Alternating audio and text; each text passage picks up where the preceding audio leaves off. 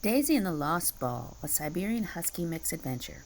Episode 1, The Beginning of the Journey. It was a crisp autumn afternoon in Willow Creek, where golden leaves swirled through the air and crunched beneath the paws of Daisy, a 3-year-old Siberian Husky mix. Her sleek black and white fur shone in the afternoon sun, and her bright brown eyes were full of excitement.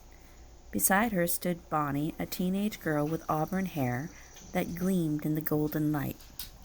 "Ready to play, Daisy?" Bonnie asked, holding up Daisy's prized possession, an orange chuck-it ball. This ball had been with them through countless games of fetch, and Daisy adored it. Daisy barked eagerly, her tail wagging as she crouched in anticipation. Bonnie laughed, and with a sharp flick of her wrist, threw the ball high into the air. It sailed over the yard, bounced once on the ground, then twice before rolling down the hill towards the edge of the wood. Daisy took off in a flash, her powerful legs propelling her forward as she raced towards the ball. But then something unexpected happened.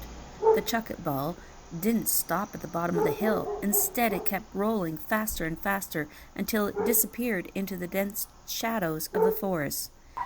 Daisy skidded to a stop at the edge of the woods, her brown eyes wide as she peered into the trees. Her favorite ball was gone, swallowed by the dark forest. She glanced back at Bonnie, uncertain.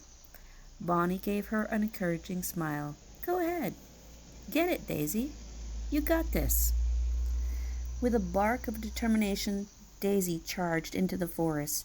The familiar warmth of the sun faded as she ventured deeper into the trees. The air was cooler here, and the sound of the rustling leaves under her paws was replaced by the soft murmur of wind through the branches. Daisy sniffed the ground, tracking the faint scent of the ball. Her paws moved silently as she trotted deeper into the forest. She was focused, determined, and nothing would stop her from retrieving her precious chuck-it ball. But as she moved further in, the forest seemed to change around her. The trees grew taller, the shadows darker, and the air colder. And then there it was. The bright orange ball lay in the distance near a small rocky stream. Daisy's heart leapt with excitement, and she bounded forward to retrieve it. But just as she reached the ball, something strange happened. It moved. Daisy froze, her ears pricking up, and she watched the ball roll slowly away from her. There was no wind, no slope, yet the ball was moving. Her head tilted in confusion, and then she saw it.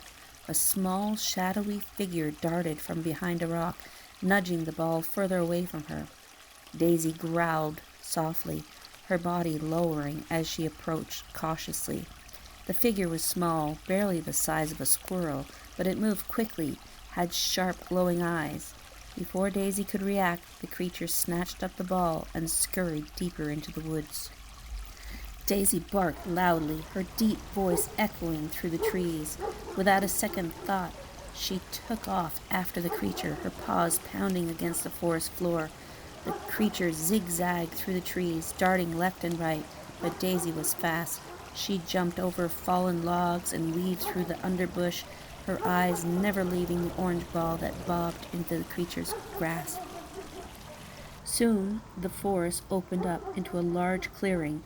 In the center stood a massive ancient tree with twisted, gnarled roots and that reached out like fingers into the earth. The creature scurried up the tree and disappeared into the hollow space between the roots, taking the ball with it. Daisy skidded to a stop at the base of the tree, her heart racing.